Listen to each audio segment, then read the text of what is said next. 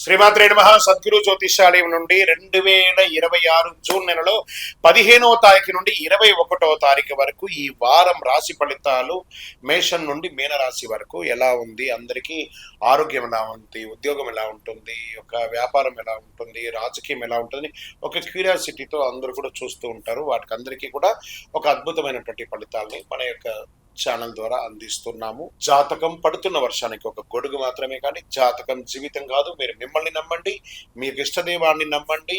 ఈ యొక్క జాతకం అంతా మీ యొక్క వ్యక్తిగత జీవితానికి ఒక 30% మాత్రమే వర్తిస్తుంది. తర్వాత మీ యొక్క పర్సనల్ జాతకం ద్వారానే సంపూర్ణ జాతకం అనేది తెలియబడుతుంది. ఓకే, ఈ వారం గ్రహాలన్నీ కూడా ఎలా ఉన్నాయి అనేది మనం తెలుసుకోబోతున్నాం. ఈ గురు భగవానుడు కర్కాటక రాశిలో ఉచ్చ స్థితిలో ఉన్నాడు.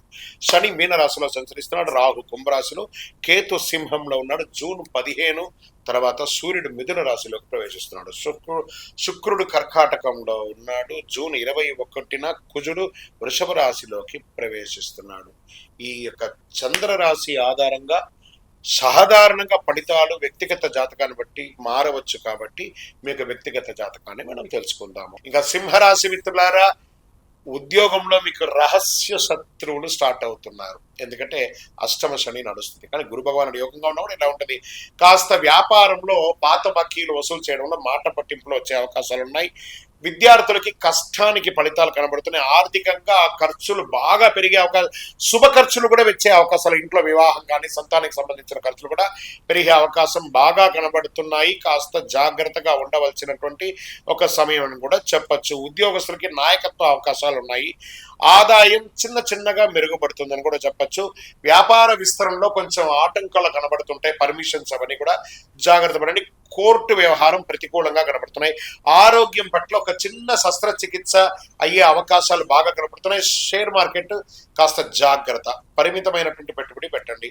వ్యవసాయదారులకు బాగుంది. కళాకారులకి మీ యొక్క ప్రతిష్ట కాస్త భంగపడే అవకాశాలు కనబడుతున్నాయి. జాగ్రత్తగా ఉంటే మంచిది. విదేశీయ ప్రయత్నాల కోసం ప్రయత్నం చేసిన వాళ్ళకి కాస్త పోస్ట్పోన్ అయ్యే అవకాశాలు కనబడుతున్నాయి. మీ యొక్క అదృష్ట సంఖ్య 1, అదృష్ట రంగు బంగారు లేదా గోల్డ్ రంగు అని కూడా చెప్పచ్చు. దక్షిణ దిక్కు ప్రయాణం మీకు చాలా కలిసి వస్తుంది.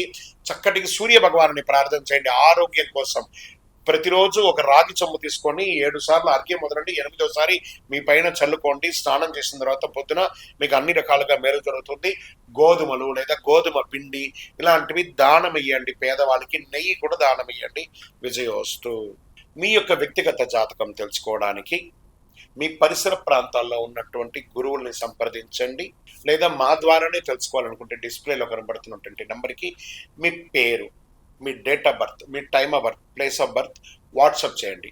గురుగారు, మాకు జాతకంతో పాటు ఇంకేమైనా ఒక అద్భుతమైనటువంటి శక్తివంతమైనటువంటి వస్తువు కొనాలని అనుకుంటున్నాం అంటే, అతి శక్తివంతమైనటువంటి కరుంగాళి మాలను 48 రోజులు పూజ చేసి, ఇది చాలా పెద్దది, ఇంత పెద్దది కాదు, మీకు చిన్నగానే ఉంటుంది, ఒక 6 mm కానీ 8 mm కానీ మీరు వేసుకోవచ్చు. అలాంటిది 48 రోజులు మన దేవాలయంలో సుదర్శన చండీ హోమం చేసి మీకు అందుబాటులో సిద్ధంగా ఉంటుంది. కావలసిన వారు సంప్రదించండి. విజయోస్తు.